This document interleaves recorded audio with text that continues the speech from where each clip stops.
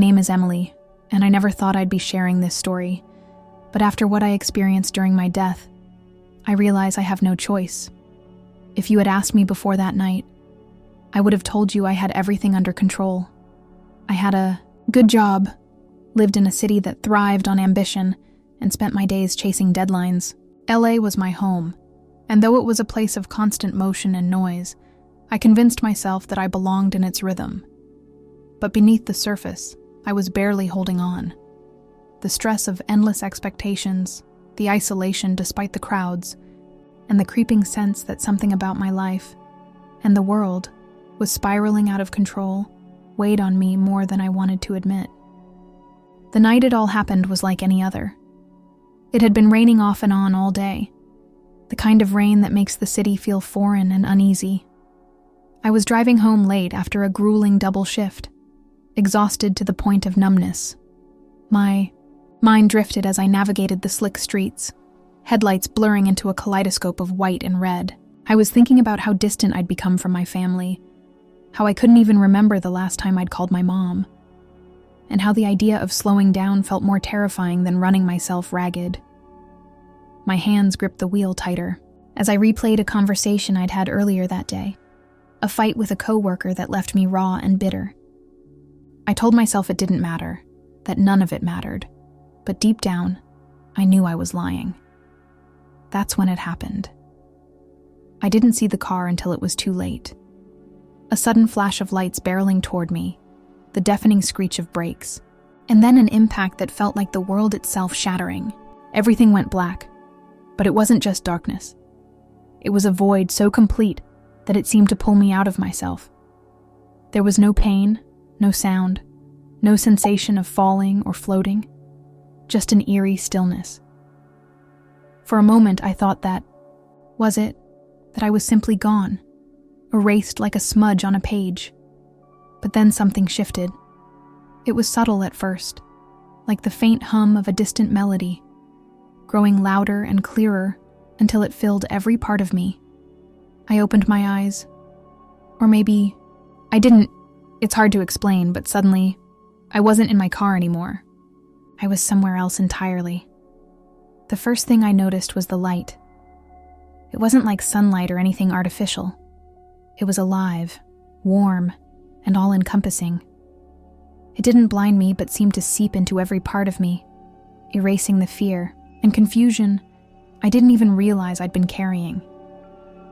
I felt weightless, as though I'd been unshackled from the heaviness of my body and the burdens of my life. The rain, the crash, the endless grind. They all felt so far away, like memories of another existence. I looked around, but there wasn't much to see, just an expanse of light that stretched in every direction. It should have been unsettling, this vast nothingness, but it wasn't. It felt like coming home. Then I heard a voice. It wasn't loud, but it resonated in a way that was impossible to ignore. It was gentle, yet commanding, like the sound of a river meeting the ocean. I turned, or at least I think I did. And there he was. At first, I couldn't comprehend what I was seeing. His presence was overwhelming, radiating a love so pure and complete that it brought tears to my eyes. I didn't need to ask who he was. I knew. Every fiber of my being recognized him.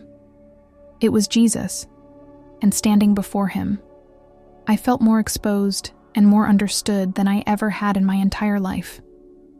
I couldn't speak. My thoughts were a tangle of awe, fear, and a strange, unshakable sense of comfort. Jesus looked at me with eyes that seemed to hold galaxies, yet they were filled with a compassion so intimate that it felt like he'd known me my entire life. Every mistake, every doubt, every silent prayer whispered in the dark. I thought he might say something immediately, but he didn't. Instead, he just looked at me, and in that gaze, I felt layers of myself peeling away. My pride, my guilt, my endless need to prove my worth, it all fell apart, leaving only the raw truth of who I was. It was humbling, but it wasn't harsh.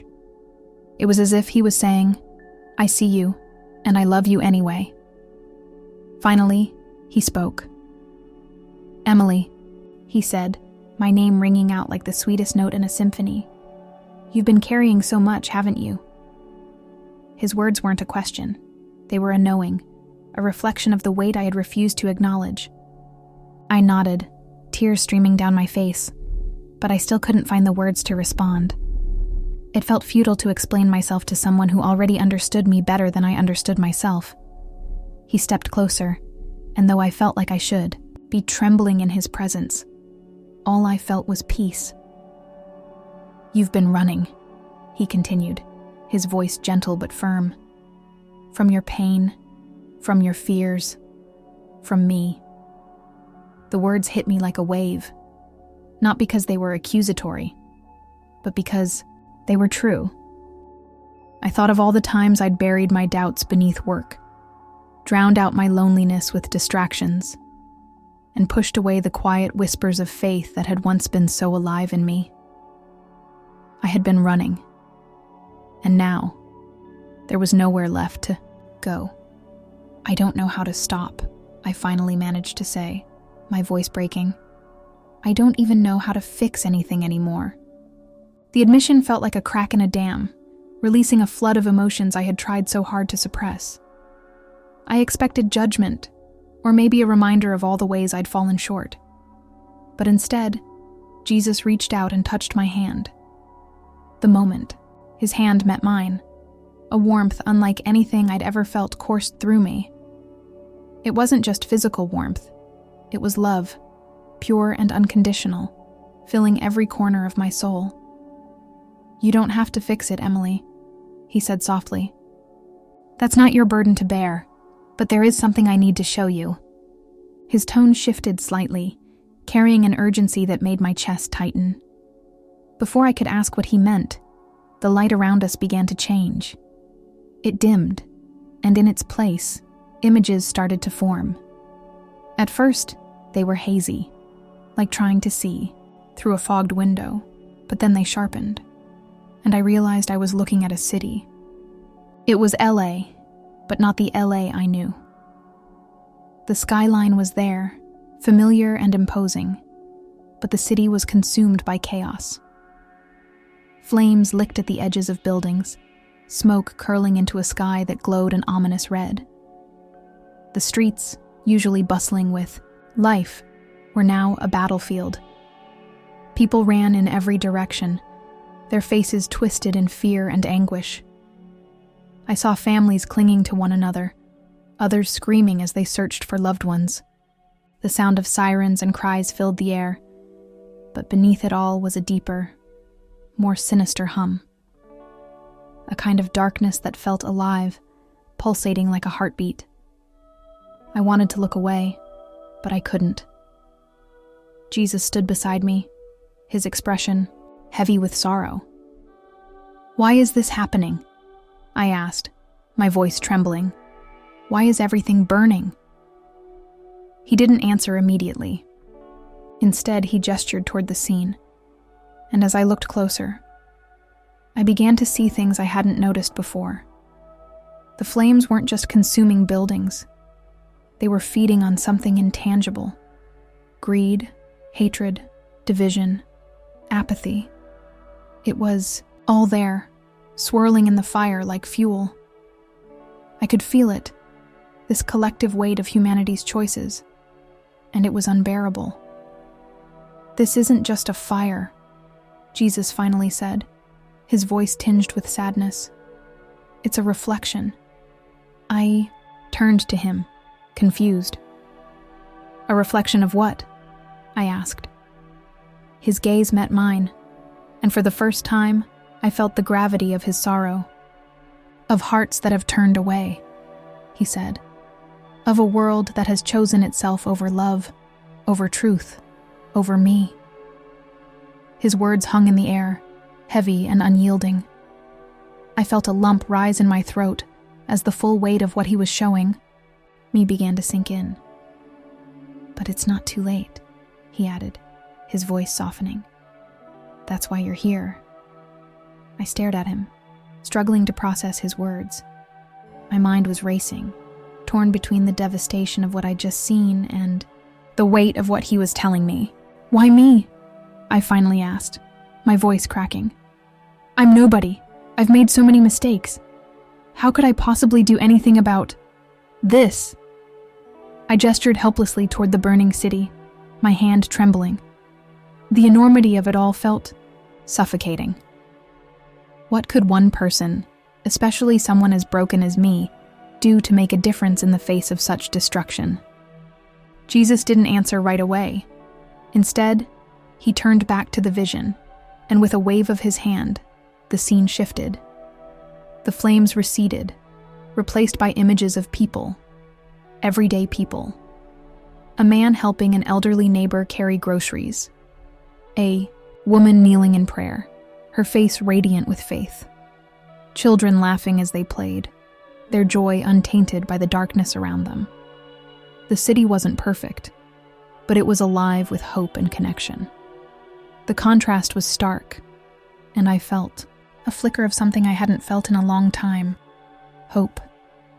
"It's not about being perfect, Emily," he said, turning to me. "It's about being willing. The world doesn't need another flawless person. It needs hearts that are open, hands that are ready, and voices that aren't afraid to speak truth." His words were like a balm to my soul, but they also ignited a deep fear. I thought of all the times I had stayed silent when I should have spoken, all the times I had chosen comfort over courage. The idea of stepping into the role he was describing felt impossible. "What if no one listens?" I asked, my voice barely above a whisper. The question felt fragile, like it might shatter under the weight of his response. He smiled gently, a sadness lingering in his eyes. "That's not your burden to carry," he said. "Your task isn't to control the outcome. It's to be faithful in the message. The rest is in my hands." His assurance should have been comforting, but instead, it left I had spent my entire life trying to control everything, clinging to the illusion that if I just worked hard enough, planned carefully enough, I could shape my own destiny. Now, he was asking me to let that go. Before I could respond, the vision shifted again. This time I saw myself. I was standing in the middle of a crowded street, my face pale and uncertain, but my voice steady. I was speaking to a group of people, their expressions a mix of skepticism and curiosity. I couldn't hear what I was saying, but I could see the impact it was having. Slowly, the crowd began to change. Some turned away, shaking their heads, but others leaned in, their faces softening as if something deep within them was being stirred. The scene filled me with equal parts dread and wonder. Was this what he was asking me to do? To stand in the gap, to be a voice in a world that seemed intent on drowning out truth? I turned to Jesus, my heart pounding. "I don't think I can do this," I admitted. "I'm not strong enough. I'm not brave enough." Tears streamed down my face, and I felt the familiar weight of inadequacy pressing down on me. But Jesus didn't look disappointed. He didn't chastise me or remind me of all the ways I had failed. Instead, he reached out and placed a hand on my shoulder. "You're right," he said simply. "You're not strong enough. But I am. And I will be with you, every step of the way." His words struck something deep within me, a truth I had always known but had been too afraid to embrace. It wasn't about my strength or my abilities. It was about surrender, about trusting him to work through me, even in my weakness. For the first time, I felt a glimmer of peace, though it was tinged with the weight of what lay ahead. The light around us began to shift again, and I felt a strange tugging sensation, as though something was pulling me back. Panic rose in my chest. "Wait," I said, my voice urgent. "I'm not ready. There's still so much I don't understand." Jesus smiled, a look of infinite patience and love on his face. "You don't have to understand everything," he said. "Just trust me.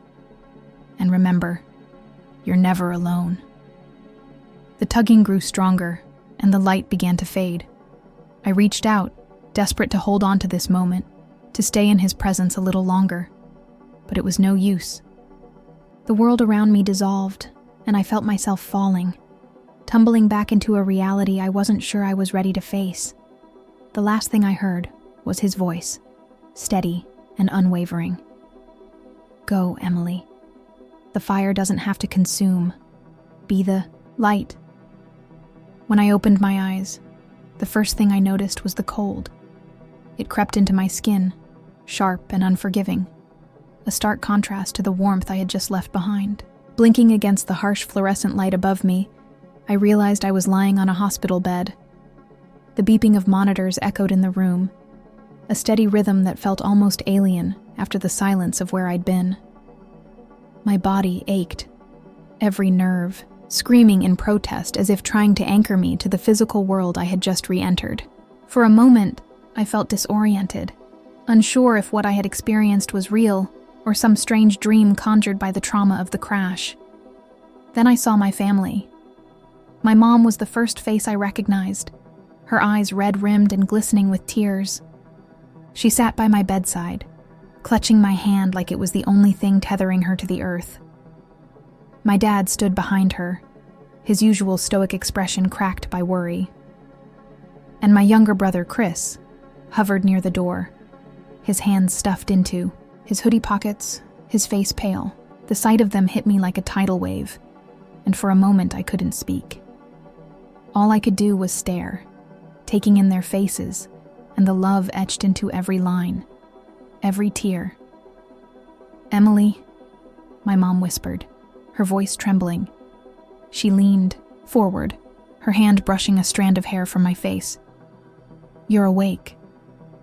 Her relief was palpable, a tangible thing that seemed to fill the room. I tried to respond, but my throat was raw, my voice barely a rasp. "You were in an accident," my dad said, stepping closer. His voice was steady, but his hands fidgeted at his sides. "You've been out for a while. The doctors said..." He trailed off, swallowing hard. "They said it was a miracle you made it." A miracle. The word echoed in my mind, and suddenly, the memories came flooding back. The crash, the light, the voice, his voice. Tears welled in my eyes, but they weren't from fear or pain. They were from the overwhelming reality of what I had seen, what I had felt. It wasn't a dream. It was real. Every moment of it. I tried to speak again, forcing the words out despite the ache in my throat. I saw him," I whispered, my voice barely audible. My mom leaned closer, her brows knitting in confusion. "Who, sweetie? What are you talking about?" "Jesus," I said, the name breaking through the haze of my exhaustion. My family exchanged glances, their expressions a mix of disbelief and concern. I could see the questions forming in their minds. Had the crash done something to me? Was I hallucinating? But I didn't care. The urgency of what I had experienced outweighed their doubt. "I have to tell you what he showed me," I said, my voice gaining strength despite the tears streaming down my face. The city. It was burning. People were running, crying, lost in the chaos. It wasn't just flames. It was everything we've let consume us. Greed, hatred, division. And he told me. My voice cracked, the weight of his words pressing down on me again. He told me it's not too late. We can change, but we have to act now. We have to turn back to him. My mom's hand tightened around mine, her face softening. "Emily," she began, her voice hesitant. "You've been through a lot. Maybe..." "No," I interrupted, shaking my head. "It wasn't just some vision or dream. It was real. I felt it. I know it." I looked at each of them in turn, willing them to understand. He didn't just show me the fire. He showed me what could happen if we choose love, if we choose him. It doesn't have to end in flames. For a moment, no one spoke. The air in the room was heavy, charged with an intensity that made it hard to breathe. Finally, Chris stepped forward, his eyes searching mine. "You really believe this, don't you?" he asked quietly. I nodded, fresh tears spilling over. "With everything in me." He nodded back, his expression unreadable. But there was something in his eyes, a flicker of something I hadn't seen in him for years. Hope, maybe, or faith. The days that followed were a blur of recovery and quiet reflection. I tried to explain what I had seen to anyone who would listen. My family, the nurses, even the chaplain who came to visit me. Some listened with open hearts, while others smiled politely, their skepticism thinly veiled. It didn't matter. The message wasn't mine to keep, and I knew I had to keep sharing it, no matter how it was received. But the hardest part wasn't convincing others. It was facing myself. Every time I closed my eyes, I saw the flames, felt the weight of all the choices that had led us here. And yet, I also saw the light, the hope that shone in the faces of those who chose love, who chose faith. It was a reminder that even in the darkest moments, there is always a way forward, always a chance to turn back. I wasn't the same person who had been driving that night, consumed by stress and fear. I was someone new, someone with a purpose. And though I didn't fully understand what lay ahead, I knew one thing for certain. I had been given a second chance, and I wasn't going to waste it. The fire didn't have to consume. The choice was ours. Weeks passed, but the weight of what I had seen stayed with me, like an echo that refused to fade. The days were filled with physical therapy and routine checkups, my body healing slowly but steadily. Yet, it wasn't my physical recovery that consumed my thoughts. It was the message, the vision and the task I knew lay ahead. Every moment of stillness brought me back to that burning city, to the faces of the people caught in its chaos, and to his voice, urging me to be the light. I started small. At first, it was just talking with my family. They listened, though I could tell they were struggling to reconcile the story with the person they thought they knew. My dad, always the pragmatist, offered quiet nods, but rarely spoke about it. My mom was gentler, asking questions in private, her eyes betraying her longing to believe. Chris, surprisingly, was the most open. He didn't say much, but he stayed, close, always listening. His presence a quiet encouragement. But as the days turned into weeks, the urgency in my heart grew. It wasn't enough to share this message within the safe walls of my home. I knew I had to go further, to reach people who didn't know me, who might not believe me, who might even ridicule me. The thought terrified me. Every instinct screamed at me to stay quiet, to let someone else, someone stronger, braver, take on this mission. But I couldn't shake his words. It's not about being perfect. It's about being willing. One night, as I lay awake in the quiet stillness of my room, I decided to pray. I hadn't prayed like this in years. Not the kind of prayer where you pour out every fear, every doubt, every ounce of yourself. "God," I whispered, my voice trembling, "I don't know how to do this. I don't even know where to start. But if you're really with me, if this is really what you want, show me the way." The answer didn't come in a flash of light or a booming voice. Instead, it came in the form of a nudge, a quiet conviction in my heart. The next morning, I posted my story online. It wasn't polished or rehearsed. It was raw, vulnerable, and honest. I wrote about the fire, about the choices we face every day, and about the hope that still exists if we turn back to him. At first, I didn't expect much. Maybe a few likes, a handful of comments. But within hours, the post started to spread. Messages poured in, some from people who were moved, others from skeptics, and even a few from those who mocked me. It was overwhelming, and there were moments when I wanted to delete everything, to retreat back into the safety of anonymity. But then I would remember the faces in the vision, the desperation and fear in their eyes, and I would remind myself why I was doing this. One message stood out to me. It was from a woman named Rachel, who wrote, "I don't know why, but your story feels like something I needed to hear. My life has been a mess, and I've been so lost. Reading this, it gives me hope. Thank you." Her words brought tears to my eyes. It was a reminder that even if just one person found light in the darkness because of my story, it was worth it. As the days went on, more people reached out. Some shared their own experiences, stories of near-death encounters or moments when they felt a divine presence guiding them. Others asked questions, hungry for answers I didn't always have. And some challenged me, their skepticism forcing me to confront my own doubts. But through it all, I felt his presence, steady and unyielding, reminding me that I wasn't alone. One afternoon, I decided to take a walk through the city. The world around me felt different now, more fragile, more precious. I noticed things I had never paid attention to before. The way the sunlight filtered through the trees, the sound of children laughing in the park, the way strangers held doors open for each other. These small acts of kindness and beauty were everywhere, and they reminded me of the hope I had seen in the vision.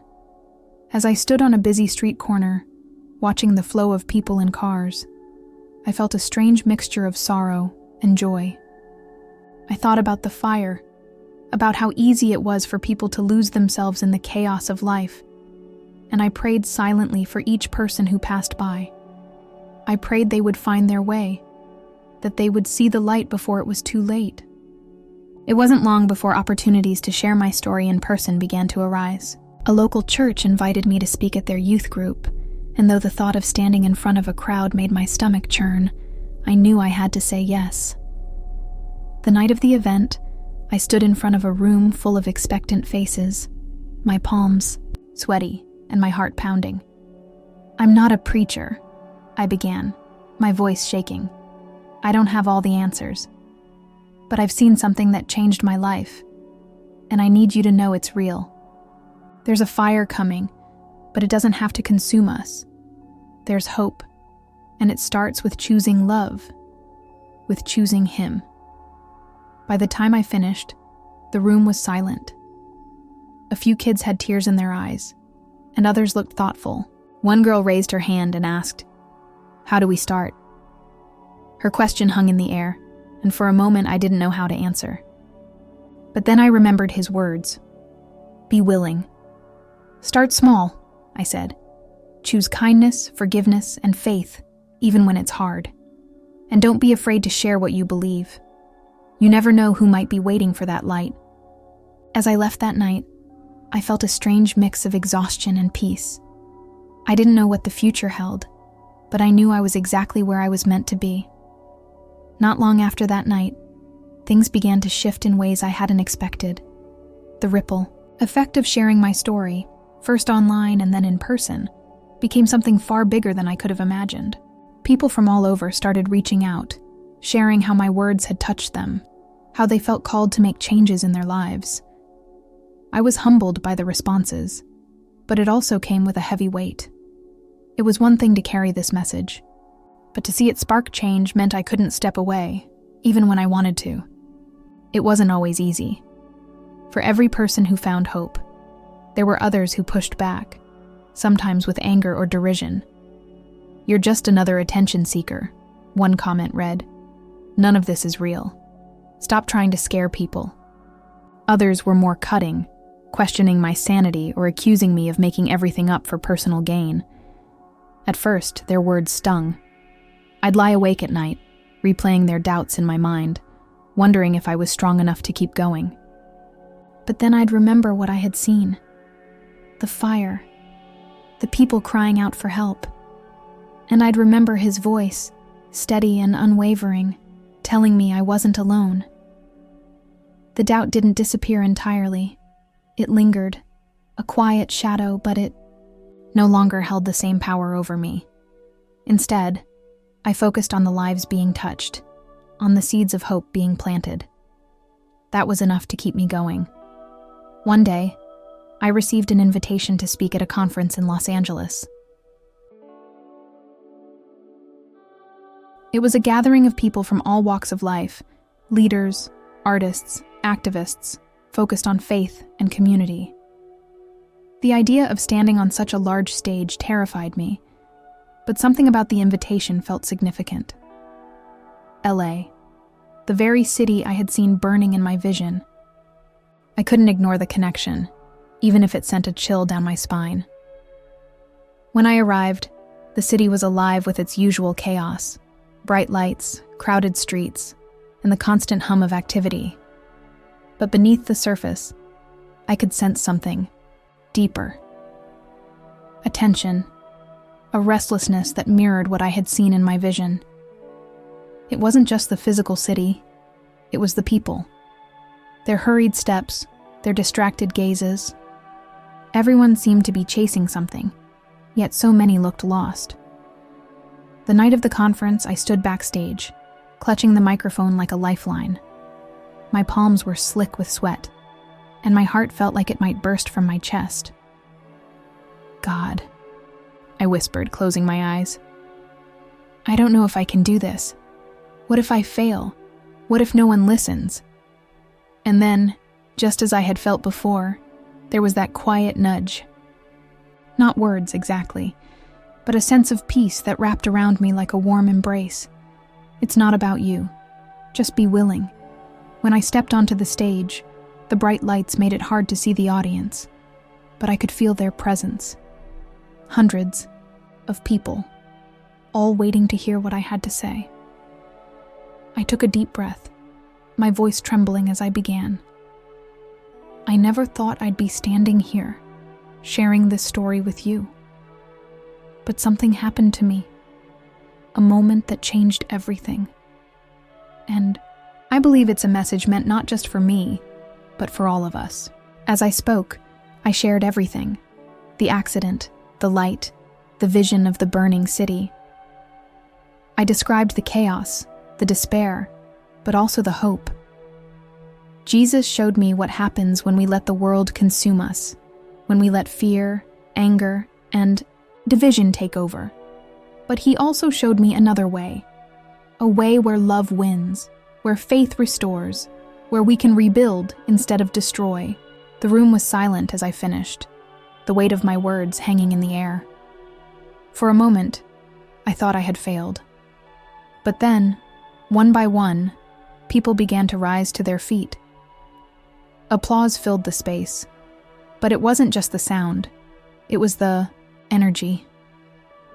A shared conviction that we could be more, that we could choose differently. Afterward, people came up to me, their faces lit with hope and determination.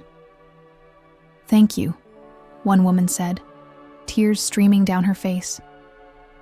"I've been so afraid of what's happening in the world, but now I feel like there's something I can do." Another man shook my hand, his grip firm. "You've reminded me what really matters. My family, my faith. I've been so distracted, but no more."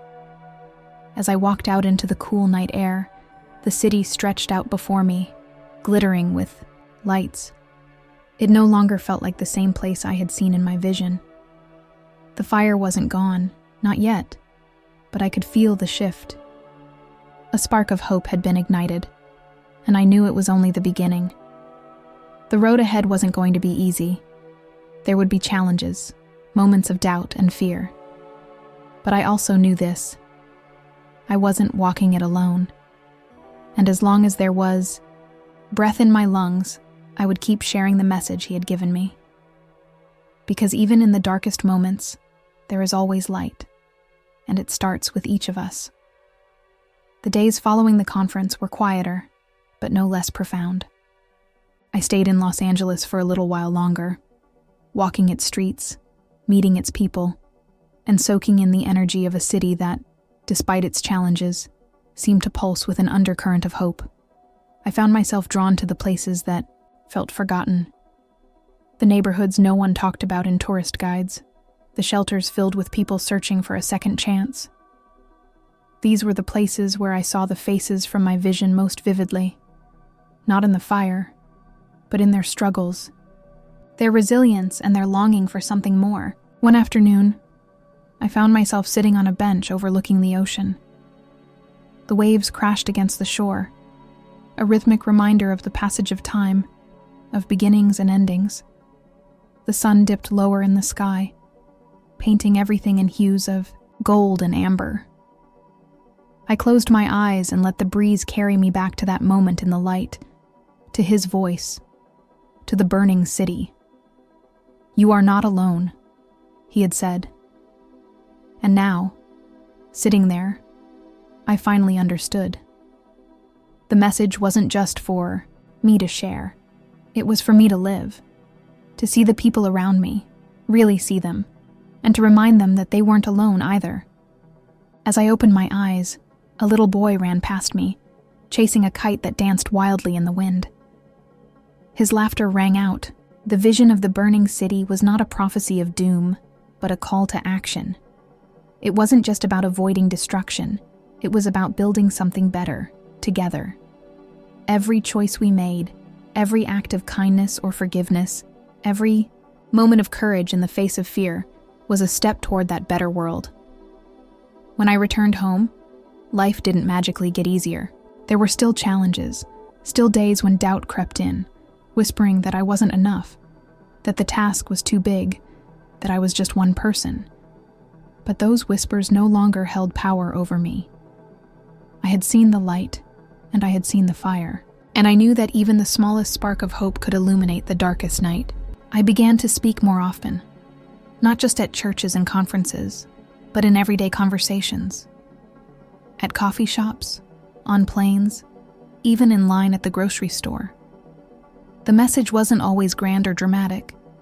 It was in the little things. A kind word, a listening ear, a reminder that we are all connected, all capable of choosing love over fear. The ripple effects were subtle, but undeniable. A man who had been estranged from his family for years wrote to tell me he had reached out to his sister after hearing my story. A teenager who had been on the brink of despair found the courage to ask for help. A woman who had long felt invisible said she finally believed her life had meaning. Each story was a testament to the power of the light, to the truth that even in the midst of chaos, we are never truly alone. I don't know what the future holds. I don't know if the fire I saw will ever come to pass, or if the choices we make can change its course. But what I do know is this: the world is not beyond saving. Each of us carries a piece of the light within us, and when we choose to let it shine, even in the smallest ways, we push back the darkness. As I sit here now, writing these final words, I am filled with a quiet sense of peace. The journey is far from over, and there will be more challenges, more moments of doubt. But I am no longer afraid. I have seen the fire, yes, but more importantly, I have seen the light. And I know that, no matter what lies ahead, the light will always be stronger. So I leave you with this: be the light. In your home, in your community, in the world.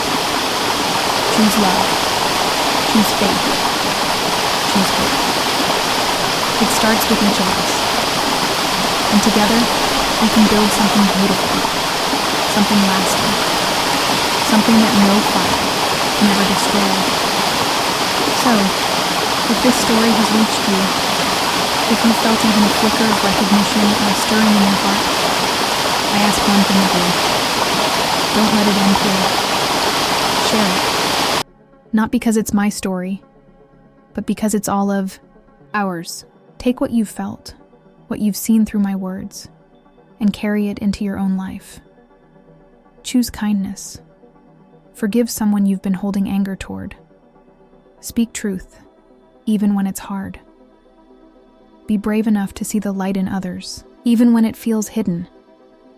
If this has moved you, if you believe there's still hope for us all, then help me spread it. Share this with someone who needs to hear it, because together, our light is stronger.